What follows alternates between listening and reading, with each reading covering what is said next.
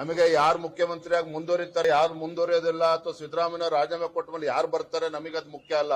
ರಾಜ್ಯದ ಜನ ಚೀಮಾರಿ ಆಗ್ತಾ ಇದ್ದಾರೆ ಕಾಂಗ್ರೆಸ್ ಸರ್ಕಾರದ ಬಗ್ಗೆ, ಕಾಂಗ್ರೆಸ್ ಸರ್ಕಾರದ ಬಗ್ಗೆ. ರೈತರು ಸಂಕಷ್ಟದಲ್ಲಿದ್ದಾರೆ, ರೈತರ ಬಗ್ಗೆ ಕಾಳಜಿ ಇಲ್ಲ ಸರ್ಕಾರಕ್ಕೆ. ಬಡವರು ಬಗ್ಗರಿಗೆ ಒಂದು ಮನೆ ಕೊಡೋದಕ್ಕೆ ಸಾಧ್ಯ ಆಗ್ತಾ ಇಲ್ಲ. ಒಂದು ಗಂಗಾ ಕಲ್ಯಾಣ ಯೋಜನೆನೂ ಕೂಡ ಈ ಯೋಗ್ಯತೆ ಕಾಂಗ್ರೆಸ್ ಸರ್ಕಾರಕ್ಕೆ ಕೊಡಕ್ ಸಾಧ್ಯ ಆಗ್ತಾ ಇಲ್ಲ.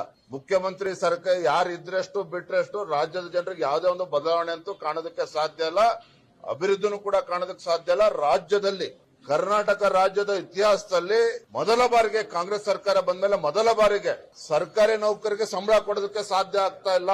ಪೊಲೀಸ್ ಇಲಾಖೆನಲ್ಲಿ ಸರಿಯಾದ ದಿನಾಂಕ ನಿಗದಿ ಏನಾಗಿದೆ ಸಂಬಳ ಕೊಡೋದಕ್ಕೆ ಸಾಧ್ಯ ಆಗ್ತಾ ಇಲ್ಲ.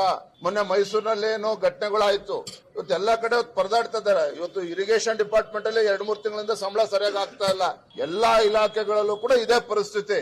ಇಂಥ ದರಿದ್ರ ಸರ್ಕಾರ ರಾಜ್ಯದ ಜನರ ಪಾಲಿಗೆ ಬದುಕಿಲ್ಲ ಅಂತೇಳಿ ಜನಸಾಮಾನ್ಯರು ಮಾತನಾಡ್ತಾ ಇದ್ದಾರೆ. ಹಾಗಾಗಿ ಮುಖ್ಯಮಂತ್ರಿ ಯಾರಾಗ್ತಾರೆ ಯಾರಾಗಲ್ಲ ಅದು ಪ್ರಶ್ನೆ ಅಲ್ಲ. ಯಾರಿದ್ರು ಕೂಡ ಪರಿಸ್ಥಿತಿ ಅಂತೂ ಬದಲಾವಣೆ. ನಮಗೆ ಯಾರು ಮುಖ್ಯಮಂತ್ರಿಯಾಗಿ ಮುಂದುವರಿತಾರೆ, ಯಾರು ಮುಂದುವರಿಯೋದಿಲ್ಲ, ಅಥವಾ ಸಿದ್ದರಾಮಯ್ಯ ರಾಜೀನಾಮೆ ಕೊಟ್ಟ ಮೇಲೆ ಯಾರು ಬರ್ತಾರೆ, ನಮಗೆ ಅದು ಮುಖ್ಯ ಅಲ್ಲ.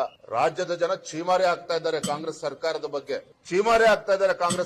ಬಗ್ಗೆ, ರೈತರು ಸಂಕಷ್ಟದಲ್ಲಿದ್ದಾರೆ, ರೈತರ ಬಗ್ಗೆ ಕಾಳಜಿ ಇಲ್ಲ ಸರ್ಕಾರಕ್ಕೆ. ಬಡವರು ಬಗ್ಗರಿಗೆ ಒಂದು ಮನೆ ಕೊಡೋದಕ್ಕೆ ಸಾಧ್ಯ ಆಗ್ತಾ ಇಲ್ಲ. ಒಂದು ಗಂಗಾ ಕಲ್ಯಾಣ ಯೋಜನೆನೂ ಕೂಡ ಈ ಯೋಗ್ಯತೆ ಕಾಂಗ್ರೆಸ್ ಸರ್ಕಾರಕ್ಕೆ ಕೊಡಕ್ ಸಾಧ್ಯ ಆಗ್ತಾ ಇಲ್ಲ.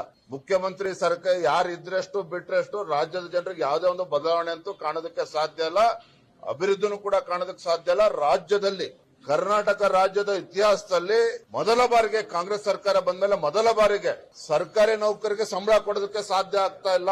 ಪೊಲೀಸ್ ಇಲಾಖೆನಲ್ಲಿ ಸರಿಯಾದ ದಿನಾಂಕ ನಿಗದಿ ಏನಾಗಿದೆ ಸಂಬಳ ಕೊಡೋದಕ್ಕೆ ಸಾಧ್ಯ ಆಗ್ತಾ ಇಲ್ಲ. ಮೊನ್ನೆ ಮೈಸೂರಿನಲ್ಲಿ ಏನೋ ಘಟನೆಗಳಾಯ್ತು. ಇವತ್ತು ಎಲ್ಲಾ ಕಡೆ ಪರದಾಡ್ತಾ ಇದ್ದಾರೆ. ಇವತ್ತು ಇರಿಗೇಷನ್ ಡಿಪಾರ್ಟ್ಮೆಂಟ್ ಅಲ್ಲಿ 2-3 ತಿಂಗಳಿಂದ ಸಂಬಳ ಸರಿಯಾಗಿ ಆಗ್ತಾ ಇಲ್ಲ. ಎಲ್ಲಾ ಇಲಾಖೆಗಳಲ್ಲೂ ಕೂಡ ಇದೇ ಪರಿಸ್ಥಿತಿ. ಇಂಥ ದರಿದ್ರ ಸರ್ಕಾರ ರಾಜ್ಯದ ಜನರ ಪಾಲಿಗೆ ಬದುಕಿಲ್ಲ ಅಂತೇಳಿ ಜನಸಾಮಾನ್ಯರು ಮಾತನಾಡ್ತಾ ಇದ್ದಾರೆ. ಹಾಗಾಗಿ ಮುಖ್ಯಮಂತ್ರಿ ಯಾರಾಗ್ತಾರೆ ಯಾರಾಗಲ್ಲ ಅದು ಪ್ರಶ್ನೆ ಅಲ್ಲ. ಯಾರಿದ್ರು ಕೂಡ ಪರಿಸ್ಥಿತಿ ಅಂತೂ ಬದಲಾವಣೆ ಆಗೋದಿಲ್ಲ.